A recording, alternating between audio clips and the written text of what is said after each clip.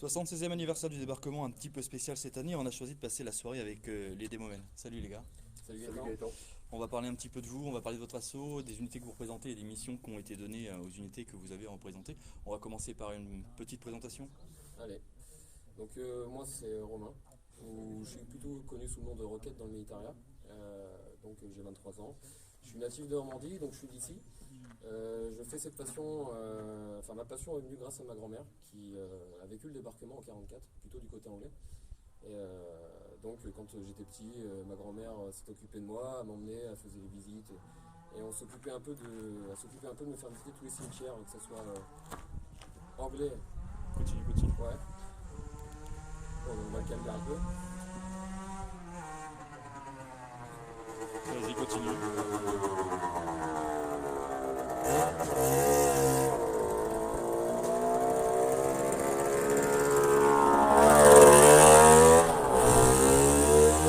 Alors, c'est les aléas. On est en direct là. Ouais, c'est pas grave. Donc je disais, elle me faisait voir les cimetières et tout quand j'étais gamin, et puis je disais pourquoi toutes ces croix blanches, etc. Et puis elle m'a expliqué que en 44, il y a des jeunes gens qui avaient à peu près mon âge, aujourd'hui 23 ans, il y en avait certains qui avaient 16, 17, 18 ans, qui n'avaient rien demandé à personne et qui avaient choisi de servir leur pays et puis de défendre le monde qui était en guerre pour la liberté. Et donc elle m'a dit ces gens-là, ils sont sous ces tombes aujourd'hui et qu'un jour ces gens-là seront oubliés peut-être si personne ne fait rien et si les jeunes ils continuent à faire par exemple, je sais pas, n'importe quoi, des nouvelles passions, genre la tectonique, des trucs comme ça, c'est genre les gens qui se passionnent pour autre chose, tu vois. J'exagère un peu, mais bref. Et donc il faut des gens pour faire perdurer ce devoir de mémoire. Et c'est pour ça que j'ai choisi de m'intéresser plus particulièrement du coup, à tout ce qui est airborne, etc. On y viendra plus après pourquoi j'ai choisi ça. Mais donc j'ai choisi de faire ça. Représenter les hommes pour que les gens, au moins quand on me voit, on me dit mais pourquoi tu fais ça, pour leur expliquer qu'en fait il y a quelques années, il y a des gens, ils n'ont pas décidé et puis ils sont venus quand même. Et moi j'ai pas envie de les oublier ces gens. Donc voilà. Tout court, j'ai 47 ans, donc originaire de région parisienne. J'ai commencé en 2004 avec le créateur du groupe, François Kovacs, qui est absent pour raison personnelle et qui nous manque bien, et qui devrait être à notre place à faire ce speech-là, mais on va le faire en pensant à lui. Donc pourquoi il a créé les Démomènes en 2004 comme lui et moi, on a été bercés par le cinéma d'Hollywood, Le jour le plus long, Un pont trop loin. Et un jour, on s'est dit, pourquoi pas, peut-être qu'on aura la chance de porter cet uniforme, peut-être qu'on aura la chance de sauter d'un avion, de pousser la reconstitution à son paroxysme. Et quand en 2004, on s'est rencontrés, on s'est équipés, et il a eu l'idée de créer les Demolition Men. Donc, pourquoi les Demolition Men? Parce que c'était la mode du 3-506 dans la 101e, il y avait la série Band of Brothers. On s'était dit on va représenter une unité de sapeurs spécialisée dans la démolition des explosifs. Et on a décidé de personnifier l'unité de la 101e, c'est-à-dire le 326e Airborne Engineer Battalion. Votre spécialité, c'est pas que ça. Hein. On en discutait en off tout à l'heure. Moi, les Démomènes, je les connais parce que c'est de la reconstitution. Hein, c'est pas de l'évocation. On est vraiment dans. Je sais que, vous poussez à la reconstitution. Je dirais pas à l'extrême parce que c'est pas un bon mot, mais au plus réel possible. On essaie de faire de notre mieux, on va dire, de s'intéresser déjà au maximum au niveau historique des unités qu'on représente, de ne pas essayer de faire ça sans documentation, avec un minimum de connaissances. Après, on n'est pas des historiens, on ne va pas savoir non plus tout sur le bout des doigts, quoi.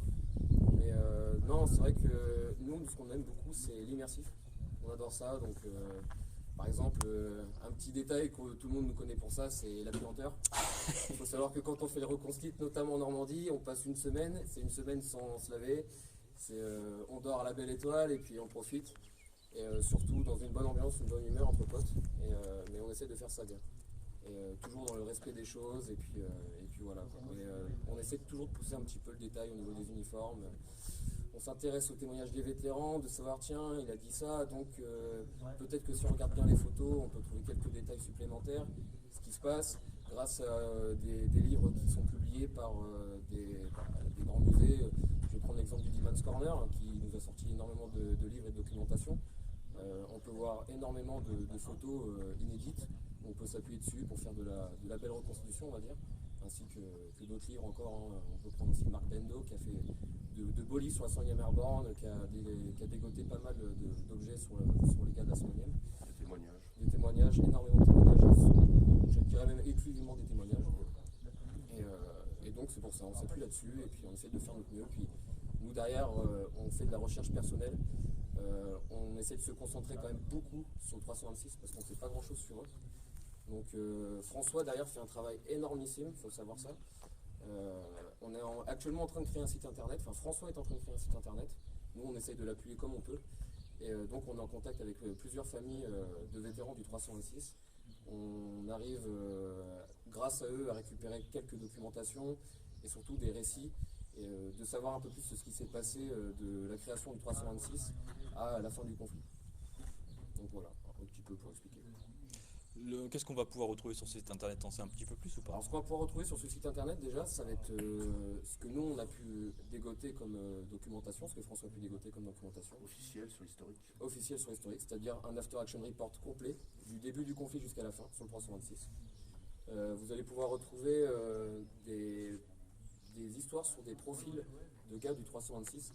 C'est-à-dire que vous allez avoir par exemple une page qui va être consacrée à Francis Liberatori, une page qui va être consacrée à Hugh Mosley, une page en fait à chaque homme qu'on peut avoir de la documentation sur lui grâce à leur famille.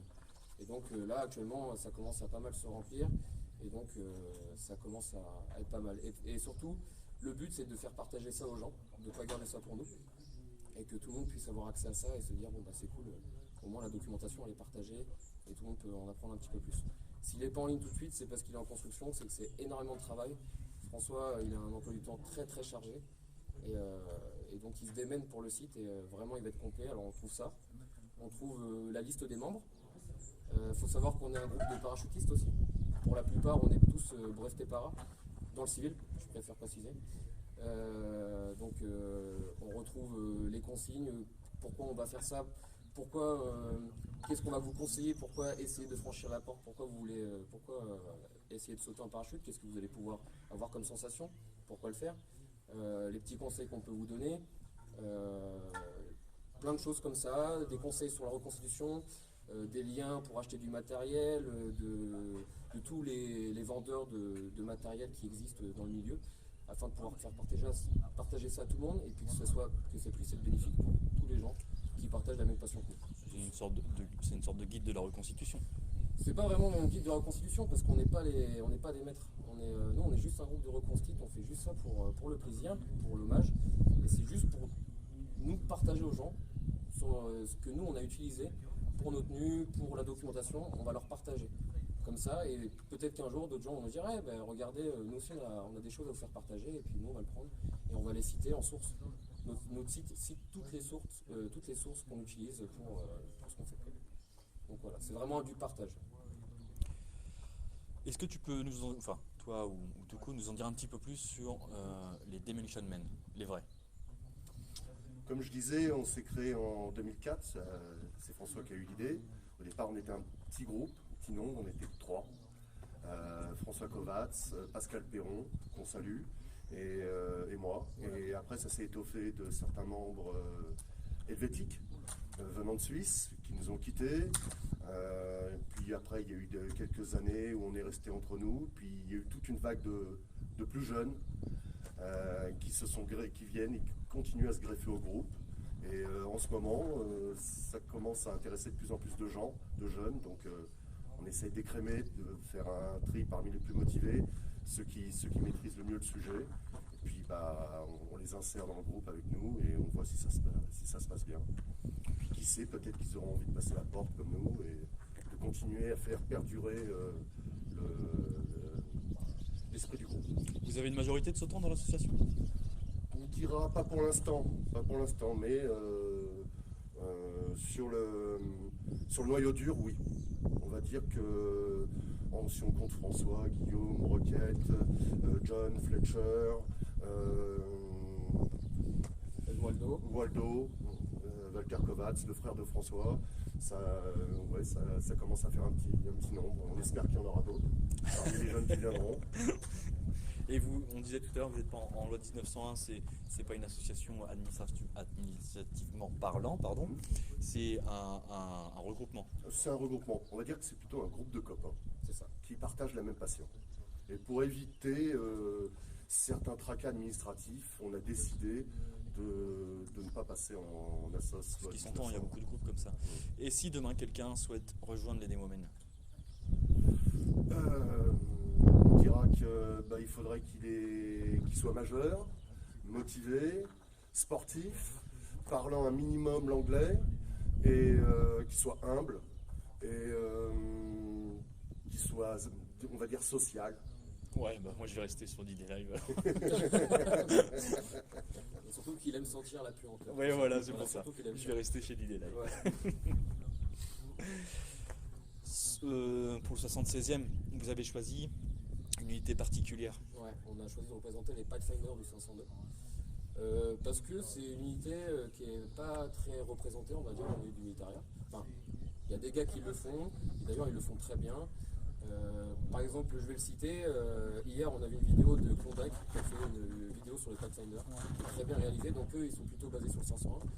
Donc nous on a choisi le 502 juste pour se diversifier et par respect pour tous les mecs de notre groupe qui n'ont pas pu se déplacer, on s'est dit cette année, le 326, on va les attendre pour l'année prochaine et on va se mettre en 502. Et c'est surtout un thème qui me tenait à cœur parce que quand on regarde les archives avec Lily Mann, quand il fait son speech, quand il dit avoir sauté, c'était le premier homme à avoir sauté, c'est un homme quand même emblématique avec son cigare aux lèvres quand il saute et la caméra à l'entraînement, ou encore d'autres histoires. L'invention de la GoPro là, oui. Ouais, voilà, on va dire ça comme ça. Et c'est quand même une unité quand même qui a très très bien réussi son balisage et qui a effectué sa mission parfaitement. Et puis surtout, moi ce que j'ai bien aimé au 502, les Pathfinder du 502, c'est que sur les photos qu'on trouve, c'est un petit peu, la foire, quoi. Les tenues, c'est un peu n'importe quoi et c'est un peu ce qu'on aime aussi. Ce qui laisse Donc, peut-être c'est un peu sympa. plus de liberté et puis. Ouais, un petit peu plus de liberté tout en respectant quand même le détail. Bien sûr. Mais non, c'est vraiment sympa. Et puis voilà. Puis ça permet aussi, voilà, comme tu vois, tout à l'heure tu disais, les Demolition Men, si quelqu'un veut rentrer chez vous, bah, tu vois, par exemple cette année, on fait le Pathfinder 502. On sait que les tenues, pour ceux qui n'ont pas de moyens, il y a des choses qui sont vues, comme par exemple d'ailleurs, tu vois, t'as des mecs qui sont en M41 moutarde, c'est pas des mecs qui ont pour l'instant les moyens de se payer une tenue de saut. Et vu que ça s'est vu, bah, on les a invités, venez les gars, on va vous aider, on va vous prêter du matériel et puis on va essayer de représenter ça au mieux. Et puis l'année prochaine, on va repartir sur le 326. Et puis eux, on va les aider à investir dans les tenues et puis on fera ça super bien. Voilà. Tu parlais des missions des Pathfinder sur le papier en Angleterre. Qu'est-ce qu'on leur dit? C'est quoi la mission principale de ces gars-là? La mission de ces gars-là, pour en venir aussi pourquoi on a choisi les Pathfinder, c'est qu'on n'est pas loin. Là, Saint-Germain de Varville, le saut réussi de Liliman, c'est là juste à côté. Leur mission, c'est de sauter 3/4 d'heure avant le gros de la troupe et de guider le gros de la troupe, de guider tous les avions, toute l'armada aérienne qui va suivre, avec l'aide d'une balise de récap PPN1 qui va guider l'avion de tête de l'escadrille et au sol, éclairer la zone de saut par un T, matérialisé par des lampes holophane. Ce sont des petites lampes sur trépied, alimentées par batterie. Donc il y a donc Liliman qui est au centre de ce dispositif, la balise Eureka, le T illuminé et tout le personnel de sécurité autour de la drop zone. Et il guide l'avion de tête et toute l'armada aérienne vers eux, de façon à ce que le largage se fasse le plus correctement possible. Est-ce que tu saurais me répondre si je te demande comment se passe leur entraînement en Angleterre? Leur entraînement en Angleterre, ils ont eu, à l'école des Pathfinder de Nottingham, ils ont eu un entraînement poussé, peut-être plus que les autres. Ils ont donc appris l'utilisation de tout ce matériel assez technique, la balise. Il faut savoir que la balise PPN1, c'était quand même un des secrets les mieux gardés du D-Day. C'était une balise qui comportait une charge explosive. En aucun cas, il fallait qu'elle tombe aux mains de l'ennemi. Si elle devait tomber aux mains de l'ennemi, l'opérateur avait ordre d'actionner cette charge. D'accord. Pour détruire cette balise. Donc ils se sont entraînés avec cette balise, avec les lampes holophane, et aussi pour les largages de jour, avec des panneaux des panneaux orange, de couleur orange, de façon à ce que ce soit visible du ciel, système qui est toujours utilisé de nos jours. Ce genre de panneau qu'on a derrière? Exactement celui-là. Hop, on va le montrer à l'écran, voilà. Sur la Jeep. Ce panneau était utilisé, on le mettait sur les véhicules. Toute l'armée américaine, pendant toute la guerre, l'a utilisé sur les véhicules. Elle servait de symbole de reconnaissance vis-à-vis des pilotes pour éviter les friendly fire, les tirs à missile. D'accord. Ça, c'est sur le papier. C'est la mission sur le papier. On sait tous que dans la nuit du 5 au 6, ça s'est pas passé comme prévu. Ça, s'il vous plaît. Et oui, le stick de Lilliman, on va dire, c'est pratiquement le seul stick au sein du 502 qui a réussi sa mission. Tous les autres Pathfinder ont été éparpillés. Hormis 505 côté 82e, qui ont très bien réussi leur boulot. Tous les autres sticks de Pathfinder pour la 101e ont été éparpillés. Il y en a même qui n'ont pas pu sauter et leur avion s'est abîmé en mer. Ils ont été tous récupérés par la Navy. Alors, hop, un petit tracas du direct.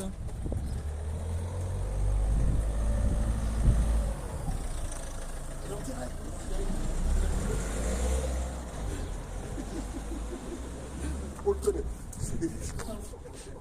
Voilà, c'est le direct, hein. C'est pas des vidéos enregistrées, c'est pour ça qu'on aime ça. Du coup, on disait énormément de pertes parmi les Pathfinder de la 101e dans les nuits du 5 au 6. Ils sont très peu nombreux à pouvoir accomplir leur job. La plupart sont éparpillés sur toute Cotentin et d'autres ne peuvent pas sauter et leur avion s'abîme en mer et c'est la Navy qui vont les récupérer au petit matin. Et la conséquence de tout ça, du coup?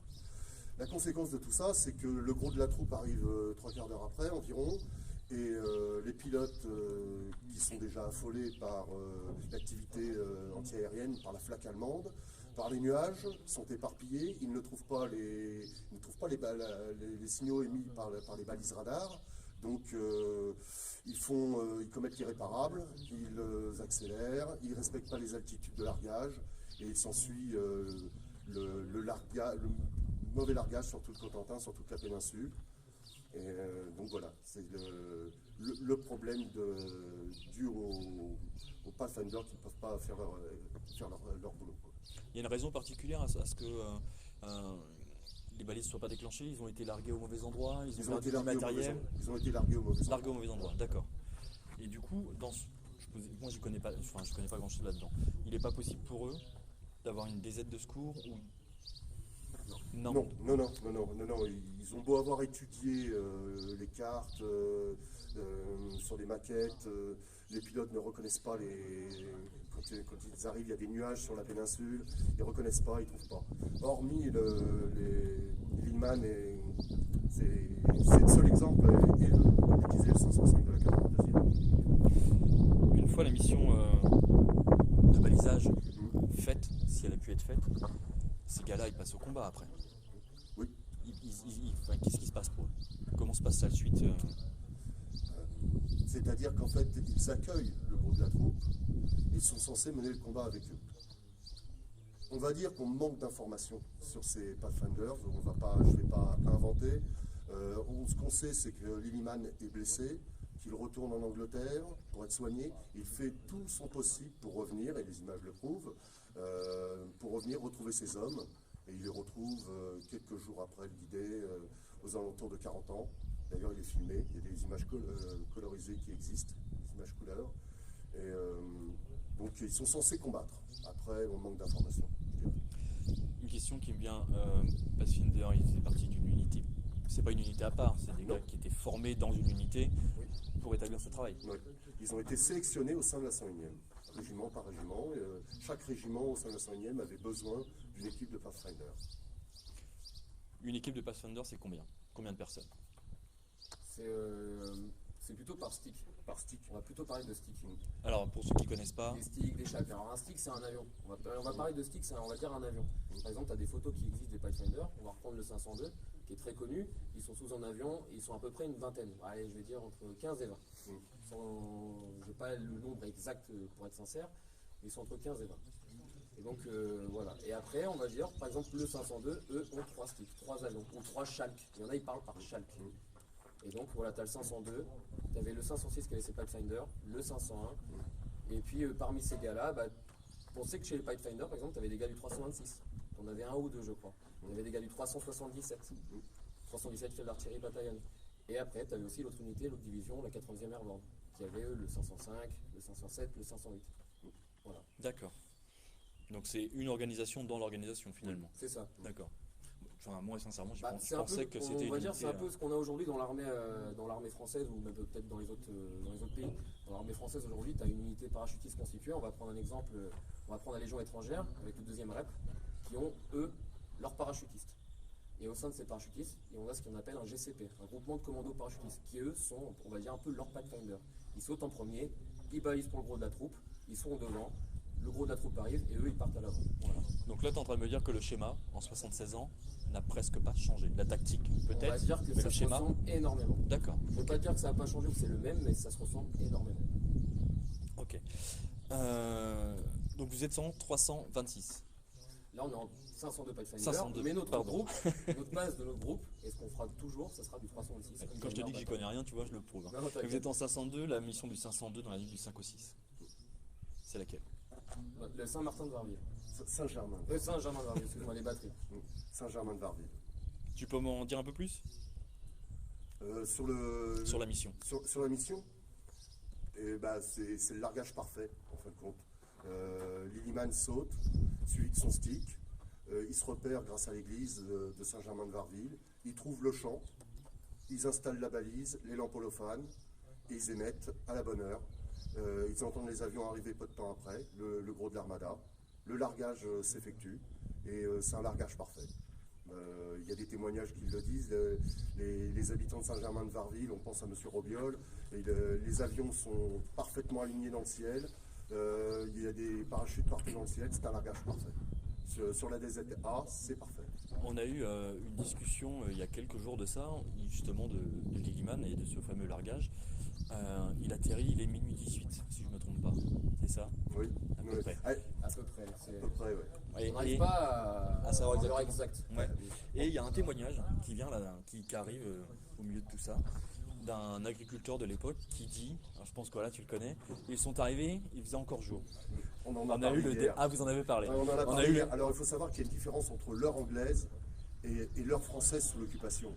Il y a une heure de décalage. D'accord. Donc c'est complètement différent. Donc à ce moment-là, mini 18, c'est formidable parce que alors, Serge avec les champs de bataille, il a jamais fait ça, hein, les passages de bagnole. Ouais, ça, ouais, c'est ça. hein. Minuit 18, on est à quelle heure alors à ce moment-là? On est à l'heure de Berlin? On est à l'heure 18, on est à l'heure anglaise. On est à l'heure anglaise. D'accord, donc en France il est On va dire qu'il est 11h18. 11h18. 11h18. On va s'écarter du sujet parce que moi il y a un truc que je comprends pas. Pourquoi nous alors on commémore minuit 18 s'il est 23h18 en France? Parce qu'on reste sur l'heure anglaise. Je veux pas débattre, hein, je veux pas lancer le débat. On reste sur l'heure anglaise. Ça, c'est un gros débat, ça. Ouais. Entre ce que ont vécu entre les témoignages des anciens et l'histoire, ce qu'en disent les anglo-américains. Et c'est juste cette différence d'horaire. Parce que moi si dans la nuit de 5 au 6 je vais à Saint-Germain à minuit 18, je suis en retard. Je parle heure française. Pas pour les Anglais. Ouais. Pas pour lui. Pas pour les Anglais. Ça, c'est un gros débat. C'est un débat, mais c'est un débat qu'on a eu il y a 2 jours Et avec même des entre amis. nous, hein, je te rassure. Oui, bah oui, voilà, personne n'est d'accord et je voulais savoir, je voulais aller avoir votre avis, je vois que vous êtes comme nous. D'accord. Bon, le largage parfait, il s'arrive à se rassembler facilement, je pense, parce que forcément la DZ est bonne et tout ça. Enfin, vous avez l'historique après, qu'est-ce qu'ils font? Ils ont pour mission d'occuper le hameau des Mézières, qui est symbolisé sur les cartes anglaises par le complexe XYZ. XYZ. C'est une garnison allemande, il faut la prendre. Et ils la prennent. Il y a des combats féroces. On peut citer notamment un soldat, un sous-officier qui s'appelle Harrison Summers, qui va prendre pratiquement à lui tout seul le hameau, maison par maison. Ah, tu peux me détailler tout ça? Oui, bien sûr. Le staff sergeant Harrison Summers rentre dans le hameau, il est équipé d'une Thompson, Et il a énormément de gars autour de lui, mais il attaque maison par maison avec un ou deux gars. Ils sont trois à chaque fois à attaquer une maison. Il y a une dizaine de maisons. Et des fois, il ressort tout seul d'une maison. Et il en attaque une autre, avec un autre gars. Et ainsi de suite, et ainsi de suite, et ainsi de suite. Et il aurait, paraît-il, éliminé pratiquement 200 Allemands. Ah d'accord. Mm. Ah, quasiment lui tout seul. Oui. Enfin, D'accord. pas quasiment lui tout seul. On va dire qu'il est le seul survivant. Seul survivant D'accord. Et le hameau à l'époque, c'est quelle taille à peu près? C'est le hameau des Mézières, là, pas loin, juste derrière. C'est une dizaine de maisons. Une dizaine de maisons De belles demeures, il y a des fermes, de belles demeures. D'accord. C'est ça, de droite, tu as des maisons sur la droite et à gauche, ça fait à peu près 1 kilomètre de long, sans exagérer. Des maisons de part et d'autre, et toutes les maisons y passent. Dont une garnison, dont une maison allemande où je crois que c'est des Allemands qui étaient en train de manger paisiblement, alors que dans les maisons précédentes, tous leurs copains venaient de se faire tuer. Et quand Harrison Sommer arrive dans cette maison-là, les gars sont en train de manger paisiblement. Et c'est là le détail de l'histoire qui tue au niveau de cet objectif. C'est que pourquoi ils n'ont rien entendu, enfin, ça reste pas un mystère on va dire, mais c'est un petit point de détail qui intéresse beaucoup de gens. Quoi. Donc, haute mission du 502, c'est supporter le 377 Parachute Field Artillery Battalion. C'est un complexe tout à fait nouveau dans l'armée américaine. On parachute des artilleurs et des canons. Pour l'attaque de la batterie de Saint-Martin-de-Varville, qui est juste après le complexe des Mézières. Et cette batterie, elle a été détruite par la RAF quelques nuits auparavant. Et visiblement, les paras sont très mal renseignés. Et quand bien même, de toute façon, il n'y a pas d'artilleurs pour attaquer la batterie. Parce que le 377 PFAB a été largué. C'est le plus mauvais largage de toute la 101e. Ça va de Cherbourg jusqu'à Saint-Lô. Ah oui, d'accord. Ouais. Ah oui, là on est très grosse DZ. Grosse DZ. Et sur toutes les batteries de 75 Howitzer, il n'y en aura qu'une seule qui sera remontée et récupérée. Parce que ces batteries Howitzer étaient démontées et parachutées par morceaux différents. Il fallait récupérer chaque morceau pour assembler chaque canon. Et ils en ont réussi qu'à récupérer qu'un seul. En monter qu'un seul. D'accord. Donc il n'y avait pratiquement pas d'artilleurs parachutistes en Normandie. Pour le plus grand désarroi de son chef, le lieutenant-colonel Ben Weisberg. Du coup, ça c'est un échec. Et on comparait tout à l'heure à l'armée d'aujourd'hui. Aujourd'hui, on largue encore de l'artillerie? De l'artillerie, après moi je ne suis pas spécialisé dans les troupes aéroportées d'aujourd'hui. On a des gars de chez nous qui sont actuellement dans l'armée et qui sont para là-bas. Moi je sais juste qu'aujourd'hui on peut larguer du matériel lourd, c'est-à-dire des véhicules, ça se fait. Larguer du matériel très lourd par des gros porteurs. Mais je pense que... Oui, c'est un concept qui se fait encore. Ouais. Avec la technique qu'on a actuellement, c'est un concept qui se fait encore. Après, ça avec actuellement dans l'armée française, ça avec du canon de 20, du mortier de 120. Le gros des gros calibres, ce seront des aérotransportages ou des aérolargages avec des avions de plus fort tonnage. D'accord, ok. Mais c'est quelque chose qu'ils n'ont pas abandonné malgré un échec. Non, du tout. Donc, une des missions du 502, voilà, c'est ça.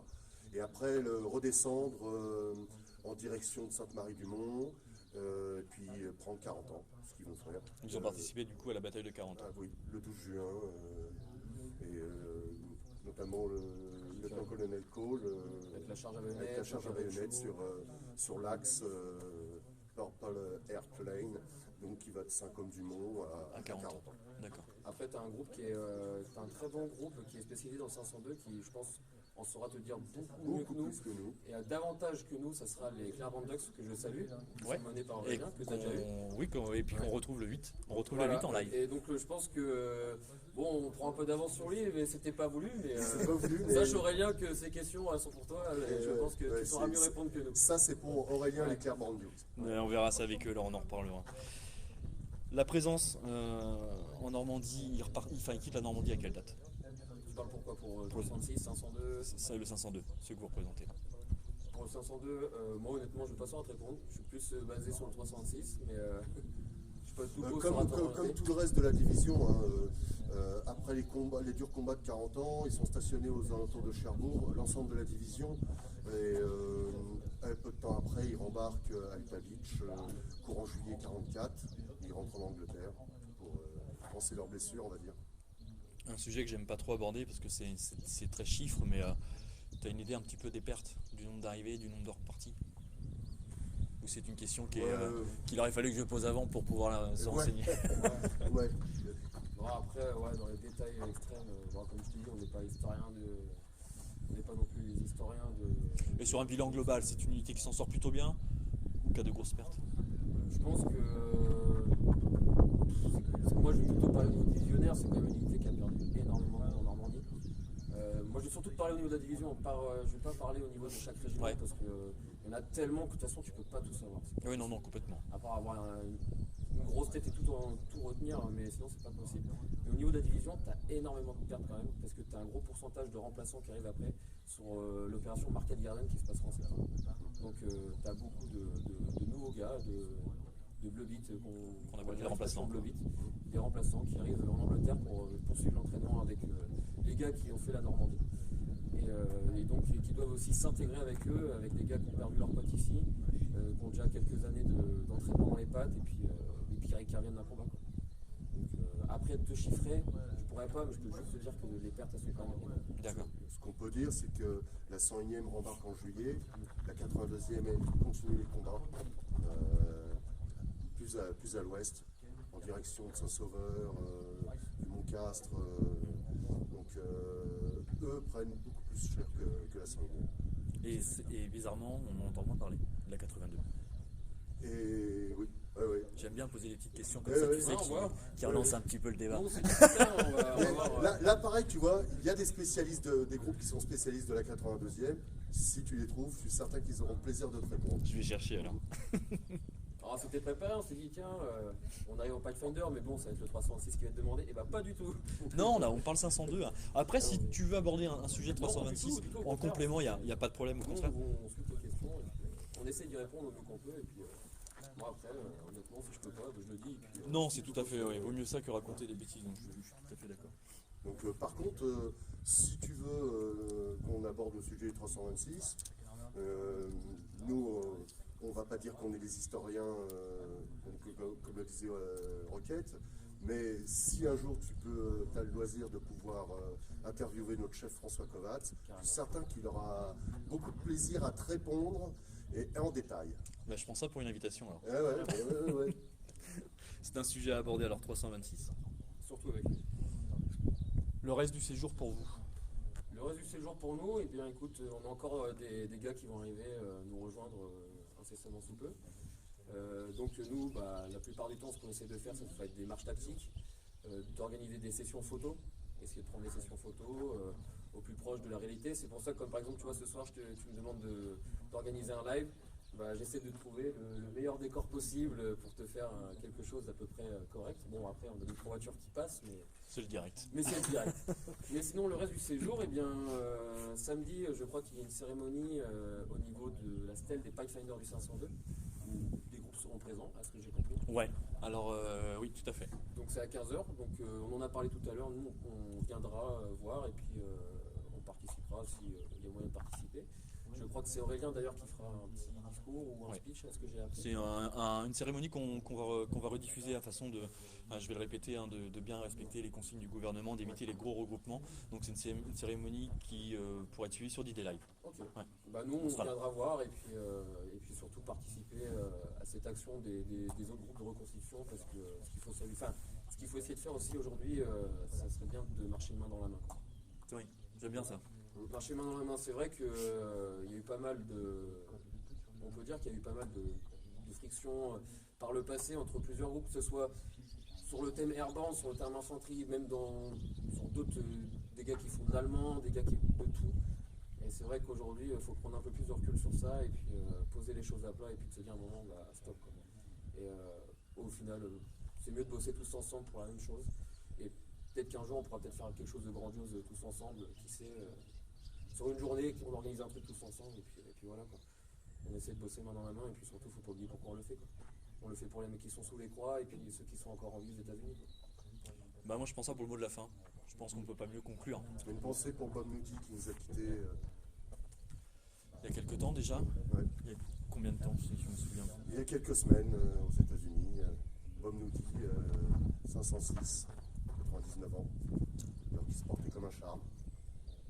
Et c'est malheureusement de plus en plus fréquent. Donc, grande tristesse, c'était un homme d'une grande gentillesse, avec un sourire. J'ai pas connu ce monsieur. Et heureusement, bon, on a encore Tom Rice, Dan McBride, du 502. On a encore Jim Pee Wee Martin, 99 ans. Et Monsieur Speranza. Oui. Donc, Très solide. Il est incroyable ce monsieur. Ouais, Moi, je très passe mes anniversaires depuis quelques années en sa présence parce qu'on loge quasiment au même endroit et effectivement, il est extraordinaire ce monsieur. Il est pêche d'enfer, toujours en forme. voilà, surtout pour eux. Parfait, on va conclure là. On va Ouais. vous laisser continuer, les gars. Carrément. Je voulais vous remercier. Je vous dis pas au revoir parce qu'on va se revoir pour le 326 du coup. Ouais, ouais, mais certainement. Quand notre chef François sera dispo. Bah c'est parfait, avec plaisir. Une page Facebook. Notre page Facebook, ouais, c'est la page Demolition Man. Living History. Et sur Insta, c'est la même chose. C'est la même chose. Elle est plus très active. En ce moment, on n'est pas très actif parce que on a un forum privé où on discute entre nous. On est principalement là-dessus. Mais surtout, on utilise ces pages quand on fait une sortie. Vu que là, avec ce qui se passe en ce moment, le Covid, tout ça. Ouais, c'est une année un peu particulière. C'est très particulier. Récemment, on a partagé par exemple des aides, des tutoriels pour faire de la reproduction d'explosifs, reproduction inerte d'explosifs, je préfère préciser, et que François a fait et qu'il a partagé au public afin que tout le monde puisse avoir ça au lieu d'acheter des choses hyper chères, de le faire très facilement chez soi pour peu coûteux et que tout le monde peut utiliser après en reconstitution pour faire de beaux displays et que ça puisse servir à tout le monde. C'est ça. Ok, bon bah super. Bon les gars, on se retrouve très bientôt. Je vous souhaite une bonne fin de Normandie. Allez, Et puis à la prochaine. Ok. allez.